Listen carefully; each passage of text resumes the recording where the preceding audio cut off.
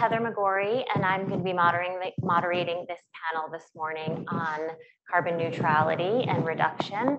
And I'm so delighted to have all of these awesome people sitting in front of us this morning. And I just thought I would take a little bit of time for everyone to be able to introduce themselves. So let's start with you, Wes. Awesome. And thanks, Heather, and really appreciate everyone having us here this morning. Wes Geisenberger, the VP of Sustainability and ESG at the HBAR Foundation.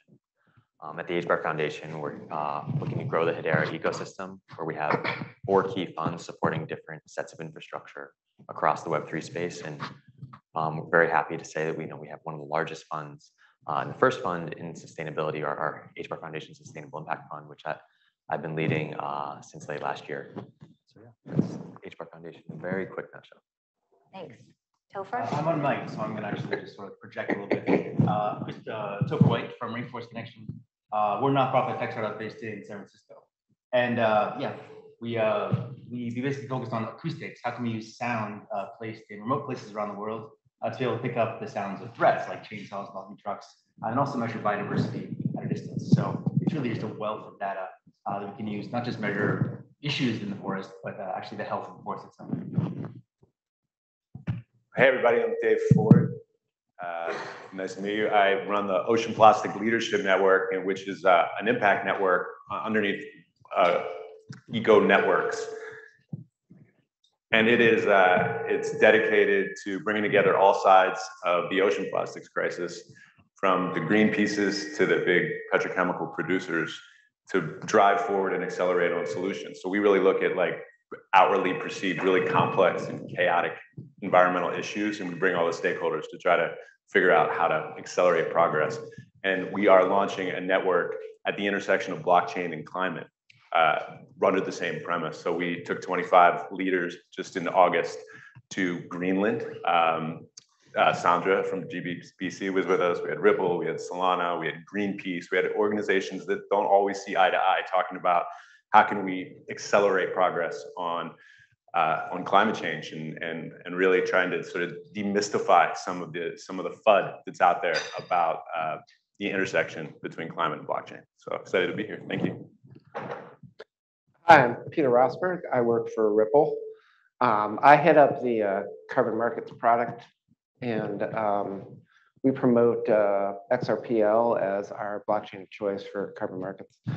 We also have a full stack interface with carbon markets. So we all have a sustainability fund that we set up.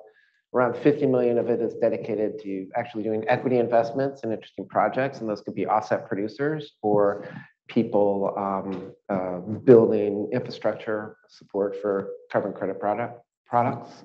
And then we have another 50 million fund that's dedicated to purchasing and trading offsets, with the idea of doing forward purchases to help jumpstart some of these projects by giving them funding via buying their offsets in advance. Good morning, everyone. My name is Natalia Vega. I'm the founder of the Global Brain Foundation. We are currently working on an initiative called the New Zero World that is intended to shift the climate change narratives from the climate change to the everything change, so we have more understanding mainstream about it. We are very interested in bringing all the Web3 and blockchain technologies to be able to create a more potential engagement on this climate narrative. So I'm very happy to be here and looking forward to the conversation. Great.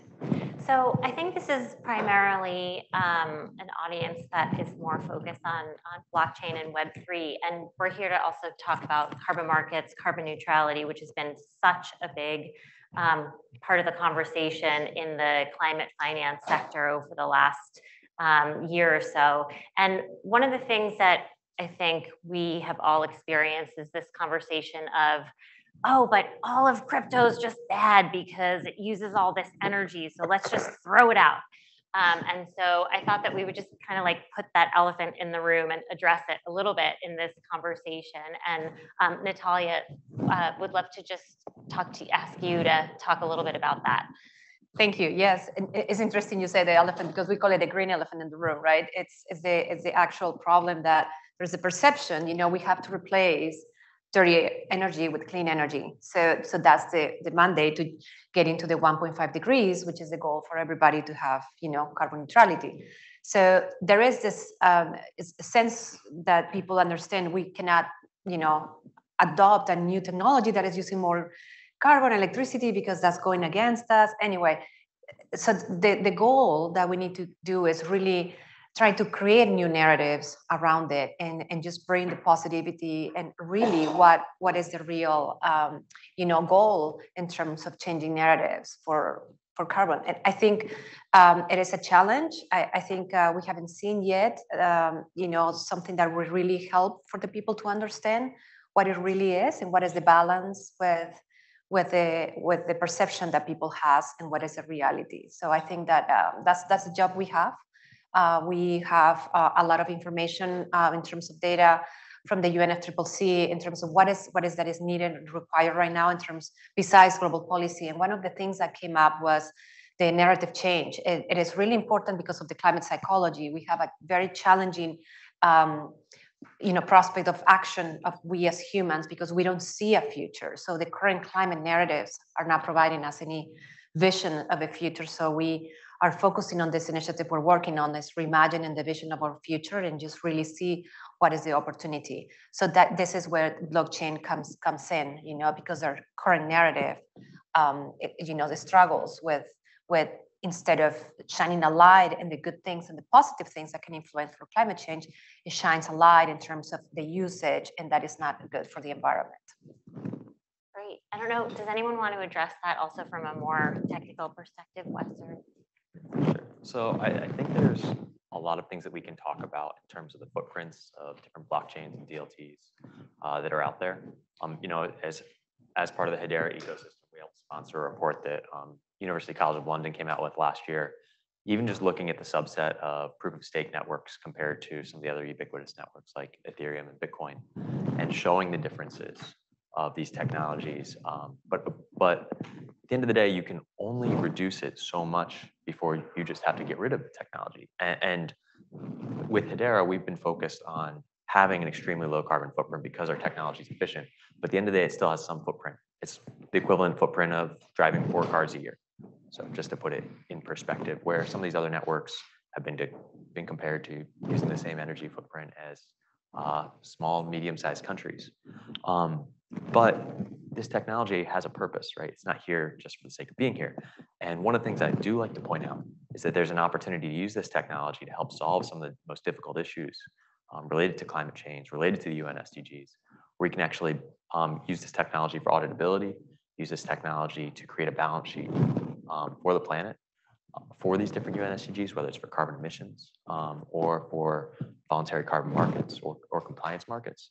And we can improve the trust between all these different roles and actors who are trying to get to a shared outcome. And I think that's really one of the big focus areas is it's not just being lowest carbon footprint. That's important, having low carbon footprint, but it's also important to think about how we use these tools to solve some of the biggest problems or challenges we have today. I think that makes sense, yeah. Well, first, I'd like to congratulate Ethereum for moving to proof of stake, because that's totally awesome. So, I mean, we have gotten rid of one of the big energy consumers. And that means, the Bitcoin, other than Bitcoin, the next largest energy consumer is Dogecoin. So I think, we're knocking them down pretty quickly. I think a lot of people, at least from a technology geeky perspective, I think a lot of the just reason that people are so upset is because it's just changed the code, right? And the banking industry uses a lot more energy than the crypto industry. There's plenty of industries that use a lot more energy. But in the case of these proof of work, if they change the code, then it would be much more efficient, just like Ethereum just did. So I have high hopes that now that Ethereum's led the way, that it's going to get better, and we're going to have more people get more efficient. And I think there is arguments too for there's the energy islands, the trapped energy. You've got methane flaring in some places where you can actually use that energy for something that otherwise would have gone to waste. So there are good applications for trying to capture that energy. And then I'd finally say, I think we are, like Wes said, that the transaction the amount of energy you're using for a transaction on most of these proof of stakes is tiny. So as soon as we get that narrative out, I know we did a study for XRPL, and the carbon footprint of a cash transaction is 5 times as bad as a transaction on blockchain. So I think for a proof of stake blockchain. So I think, we actually are really energy efficient. We just need to get that out there and get a few more people to change the code, and we'll be set. Great. Did you want to add anything to that? I was just going to say, I think that when we get into rooms like this and it's very inside baseball where we know how these technologies work, and I think at a macro level, there is still incredible amount of confusion around what is proof of work and what is proof of stake and what is the merge, and whether, and that, and that's propelled by certain politicians that might have agendas. I'm going on stage in a couple weeks in front of 20 of the biggest industrial companies in the world, like making planes and cars and phone technologies. And I pitched this idea of talking to them on the heels of this Greenland expedition, the intersection of blockchain and climate, and sort of the chaos and confusion, demystification. And the people that I was talking to just totally leaned forward. These are like top fellows, like dotted line into the C-suite, like the top technical people at the biggest companies in the world, who were just like, yes, please. Like, I don't, one of them said they took one of the biggest, she was like the top fellow at one of the biggest plane companies out there, and said, like, I just took a course at Villanova trying to figure this out. Like, there's just, we're really like in like the first batters up in the first inning in this baseball analogy. And there's just a need for widespread education. And it can outwardly seem incredibly confusing, but you can break down in a way that not only the top scientists at some of the biggest companies in the world, but so that everybody can understand this. And I think we're really early in that process. I think we're really early in that process. Yeah. Yeah, and I think you raised a really good point around capacity building and how the more that we can be cross-collaborating across sectors, I think we'll be better off in building what we have to build more quickly, because we've really got to get to this, having emissions by 2030, and it's almost 2023. So TikTok, no pressure. But I think just to pick up on the capacity building piece, I'd love Dave and Topher, maybe for you to address some of the things that you do in your work of just how we're addressing increasing finance flows. And Wes, you might have something to add on this too, just increasing finance flows, building capacity for project development, project financing, maybe a little bit more around the voluntary carbon markets, but it certainly extends into other areas. Topher, if you want to take some of that. Go ahead.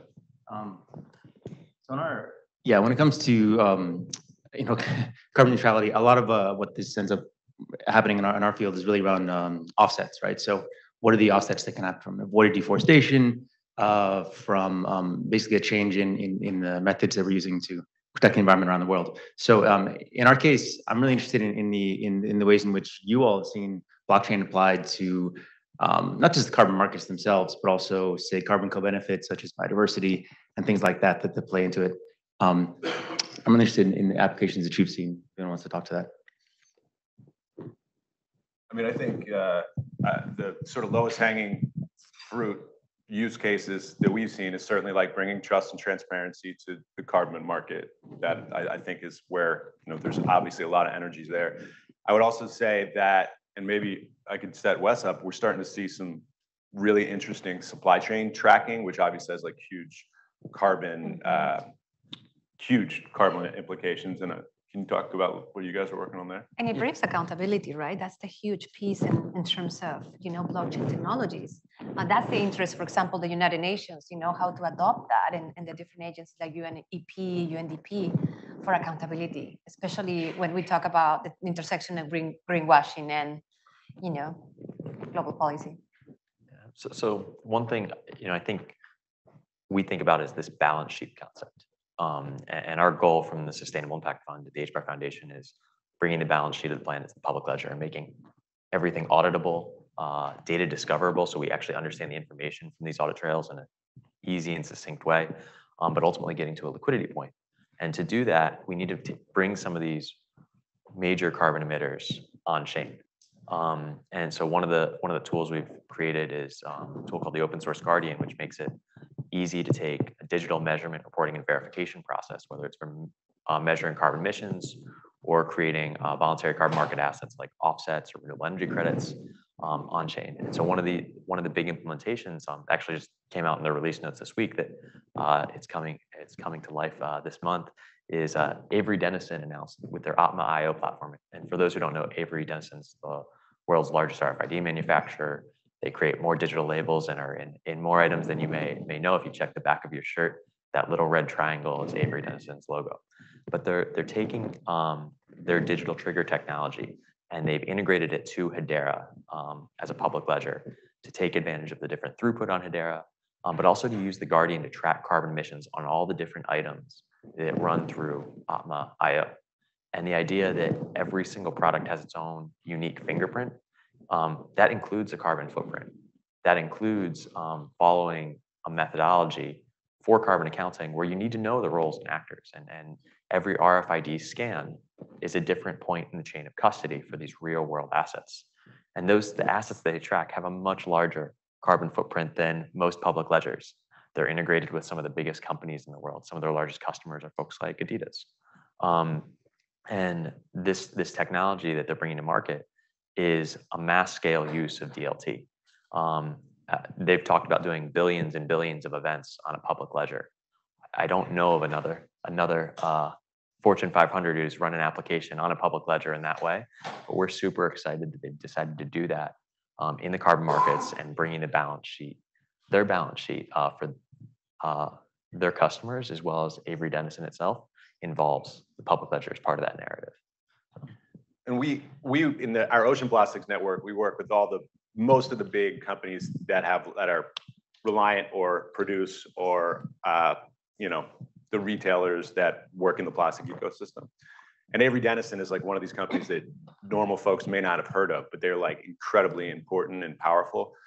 And kind of like backing this back up to the capacity building piece, when I'm on stage talking about blockchain and climate in front of these 20 companies, Fortune 100, most of them, about this, we thought that the best way to like make this real, the actual impact real, was to bring Hedera and Avery Dennison with us, and I'm gonna be like interviewing them on stage to try to give a real, the real world use case. And that's the way I feel like adoption is gonna get driven, exponentially. It's like make it real so that these leaders can take it back, and understand that we're all going to be on chain. There's a global plastics treaty that's getting negotiated right now, and like the tracking of that Coke or Pepsi bottle from the time it's produced to where it then ends up in a recycling center. Hopefully, that's really important data. Like people talk about COPs as like a carbon accounting conferences. It's really like you go there, that's what you're talking about, carbon accounting. And this plastics treaty that's happening in the UN right now,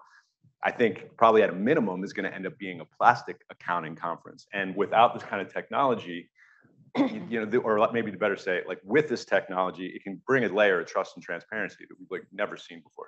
It's a huge opportunity, really.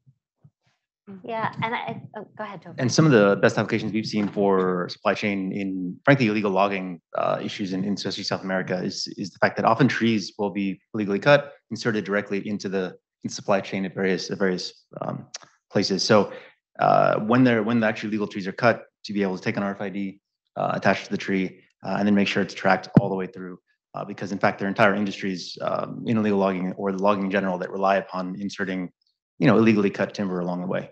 So being able to track that helps. I think there's an idea here brewing also about how it's really important to be building this type of infrastructure and bringing corporate leaders, but then how are we also engaging policymakers who really need this too, right? So as Europe and the EU is figuring out how to do carbon border tax adjustments, like these are the types of solutions that we should be bringing to them. And I don't know how you're seeing this, but I'm continuing to see like this is like starting to happen, these bridges being built. I think Natalia, you being here is a great example of it, right? Yeah. But I would love to hear from you of what you're doing in your work around continuing to build these bridges, capacity building. Would love to hear Natalia and whoever Sure. else wants to take that. I think in our case, it is exactly that, is to build bridges between, what global policy is doing and how these new technologies can be very effective and useful for them. But the first component is the educational part that David was, explaining, and that is so critical because many of them just definitely just put a bar and said, well, I heard this is not good for the planet, so therefore I'm not going to embrace it. So we need to really completely shift that conversation into the opposite side. And it's like, that's the theory of the everything change, right? It's like, how can we use these technologies to advance climate action? And I think that is the work of evangelizing, and that's the work we all in our capacity can do. But that's what we're really trying to focus right now and build those bridges for more kind of like in the beginning of B2B and then going more into mainstream perhaps. I'd also say one of the things that I didn't expect when I started working in this area was I'm spending a lot of time with our central bank digital currency team. And there's a lot of back and forth between the CBDC people and the people that are working on carbon problems. You're accounting for carbon, you're tracking carbon, you're trying to set up a new way for tracking currency in your nation. A lot of the countries that we're working with are small island states. Those small island states very much care about the environment.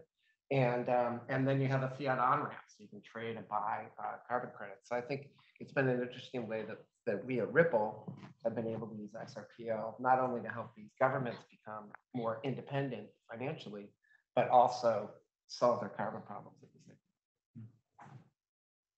So one thing I think when we talk about this interoperability or building capacity in these really complex markets, whether it's related to emissions or emissions regulation or even voluntary carbon credits or how we regulate those markets, is a lot of the tools are being built in a vacuum. They're being built, in a SaaS application. There's probably 1,000 different SaaS applications on how you track carbon emissions. Some of them follow standards, some of them don't. And so I think one thing that we need to think about as a group is open sourcing and making as much of this technology as well as the standards available as possible. And so one of the cool things that the IWA does is there's a series of sustainability business working group task forces. So we have the Voluntary Ecological Markets Task Force, the Carbon Emissions Task Force, as well as the Renewable Energy Task Force, and making all these standards available so we can speak different languages across technologies, across different geographic jurisdictions is important. But also when we use these standards, we make sure that technology is open source and available, so that things like the methodologies are easily understood. But all that comes back to the standards. And one of the cool things that we have with the IWA is every few months we release a new set of these standards. And so, I think today, if you go to the QR code on the back of your name tag, what you'll see is the Voluntary Ecological Markets version 2 of the task force paper on how these standards work. And when it comes to capacity building, what we're trying to do is put some of this information on paper in a way where anyone can understand it, whether it's a regulator, technologist, a Fortune 500 company. And I'm really proud of working with a lot of the folks here in this room of some of the work we've been able to produce and then go implement. So this paper involves some of the different examples that are out there, including probably the first production example of adoption of these standards. But that makes it a real tangible use case that somebody can say, well, how do I build a set of regulations around this? How do I go talk to some of the co-authors of this paper in a way that we better understand what technology is available to solve the tough challenges, across different types of organizations? I think too, it's kind of building on this interoperability and like, how do you get the L1s to work together and how impossible that is. I've heard all these different analogies that I love around like the L1s is Game of Thrones without alliances, where everyone's trying to cut off each other's head. And then how about like the Pirates of the Caribbean sort of pirates meeting where they just can't, no one can, but we are seeing, I think, some really interesting opportunities. And like, there's a big group of us, I think a lot of people in this room are going to Medellin to explore a lot of different L1s. Like most, I would say, of the top 30 L1s, they're all coming together to explore, is this possible in the name of climate, moving on climate change and accelerating this narrative and educating on this narrative that crypto equals bad for climate, right? Let's like, or to Mhm. dispel that myth right away.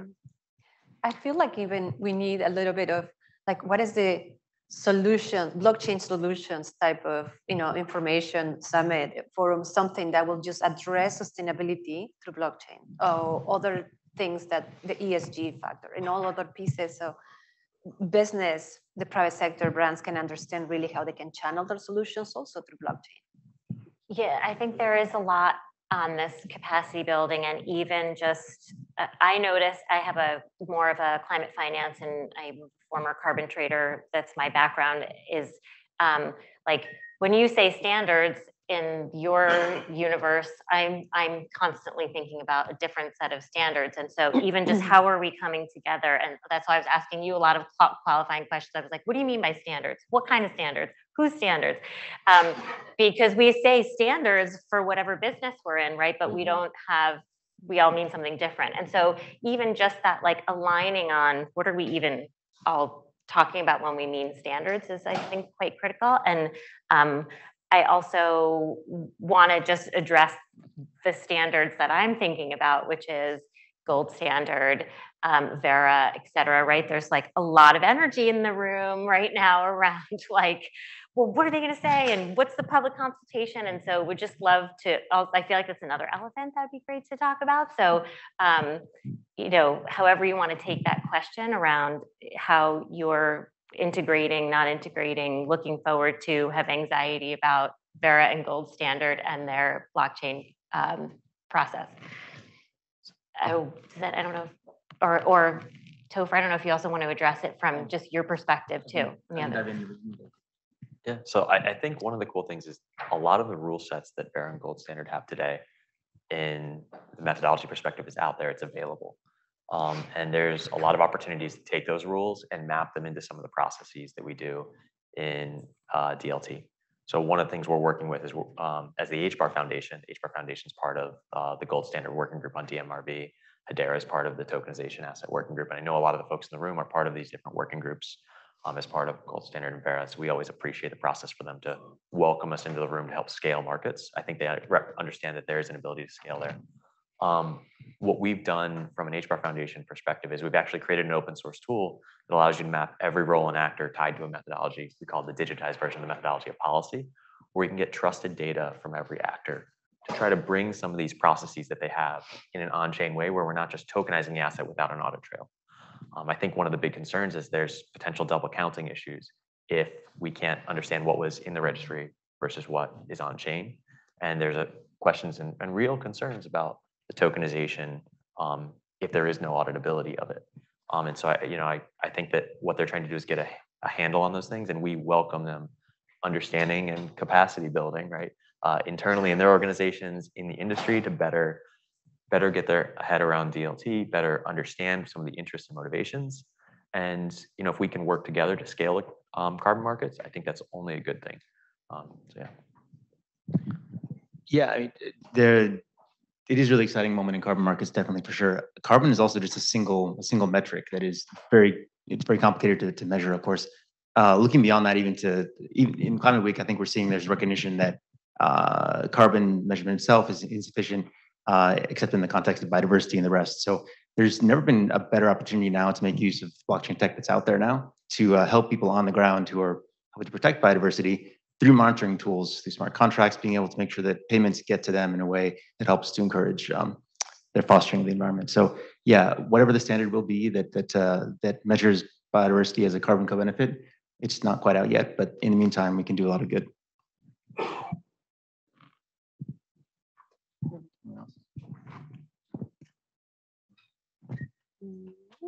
Hi, everyone. We'll take questions for just a minute. If you have questions, feel free to raise your hand and Anastasia will come and turn your microphone on.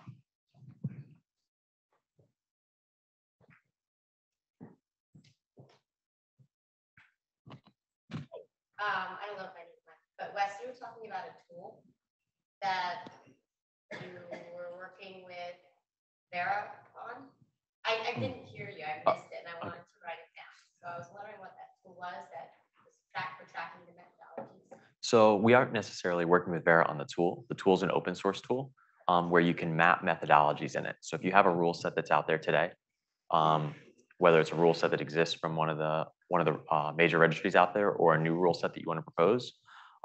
The Guardian, which is the name of the tool, it's open source on the Hashgraph GitHub. You can go deploy it and you can build the rules yourself or create a digitized version. What it allows you to do is map the roles and actors who fulfill those roles, as well as the data that they produce, to link to a tokenized asset. So it's not just creating a token that's unique to the metric ton, which is the model that we generally encourage that follows the IWA FEM standards for a carbon removal or reduction unit, but it allows you to trace that back to how the data was produced to get to that metric ton, to every single point of metadata, whether it's durability, additionality, leakage, and how do we even define that? Who's involved in defining that? And how do we decide this is this type of methodology, and who's actually allowed to deploy that methodology according to the rule set? And so we're really excited about that, and we have a few different open source methodologies that are out there today that folks can go and test. Dovu.earth, which is one of the examples referenced in the paper that's on the GBBC website. They actually mapped out all the workflows in their methodology, which isn't tied to gold standard or Vera. It's their own methodology to look at basically a soil organic carbon method of sequestration. Dovu.earth.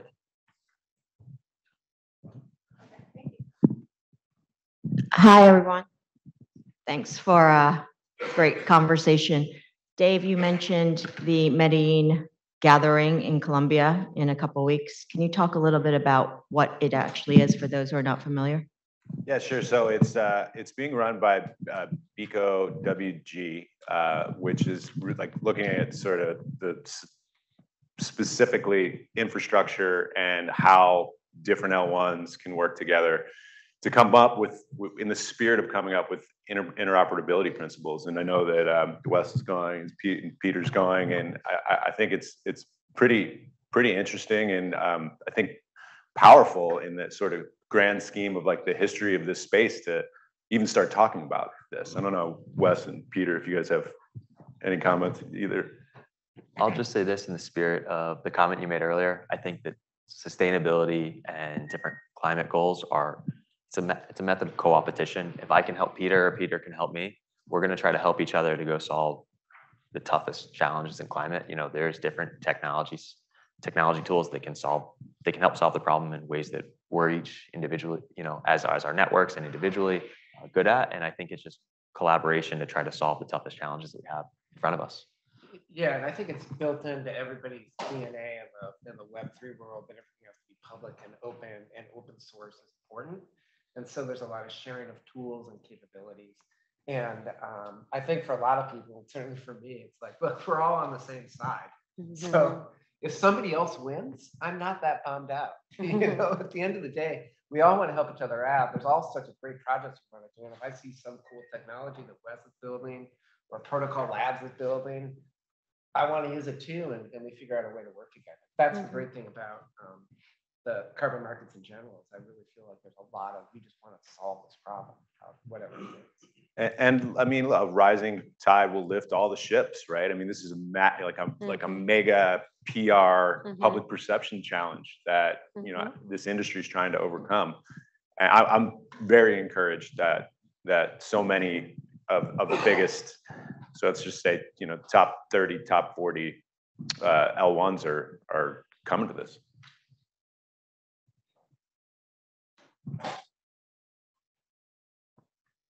Do you want? I think you could ask it. Yeah. Hi, Tori from Save the Children. You mentioned sort of the inconvenient myth. How is the sector going to dispel that myth?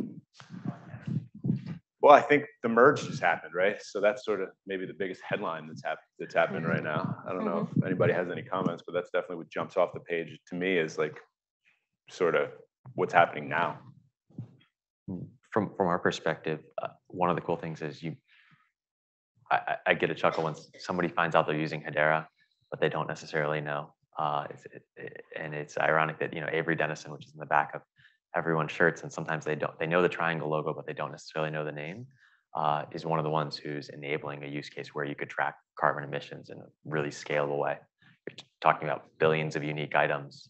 The best way is when someone's wearing a shirt or a shoe that's tracking carbon emissions, and they can if they want to really dig into it, go look it up on a public ledger. So I think you can also say that, I mean, the Greenpeace changed the code, which is specifically an action that Greenpeace is taking with Sierra Club and others in response to the fact that a lot of coal plants that were shut down are now, people are plugging Bitcoin miners back into it. And so the fact that as a massive, probably the biggest, most powerful environmental NGO is coming out, not commenting on the sort of technical functionality of whether that's possible or anything, but they've also acknowledged proof of stake, right? So like their donors or normal people are realizing that, okay, there's an alternative to this proof of work challenge. And that's part of, I think, in the sort of widening public perception. I mean, when more people understand that there are two types of technology, when our parents can all come and sit down with us and say, "Oh, did you hear there's proof of stake and proof of work?" I think that'll be a good sign. I also I know I'm moderating, but I have an opinion on this too. There's something also, and we talked a little bit about this in another meeting yesterday, which is like, if you're like this is like tools and infrastructure is not something that we normally talk about when we're using our computers and using our phones and using spreadsheets, right? And so in a way, if it almost disappears into the background, then we've succeeded, because it's what is that thing doing to help to have positive impact. So as somebody who works at a public affairs agency, maybe we should just try to hide it a little bit. Happens, right? Just move on to, focus on impact, talk about something else. Yeah. I'd add to that and say, look, I don't want my dad to know the difference between proof of work, proof of stake. That's not going to happen. I want my dad to just say, oh yeah, they fixed that. Yeah. Right? It's fixed. They used to be really bad. Everybody changed. It's all good now. That's what I really want to hear. Yep. Yeah. Any other last questions?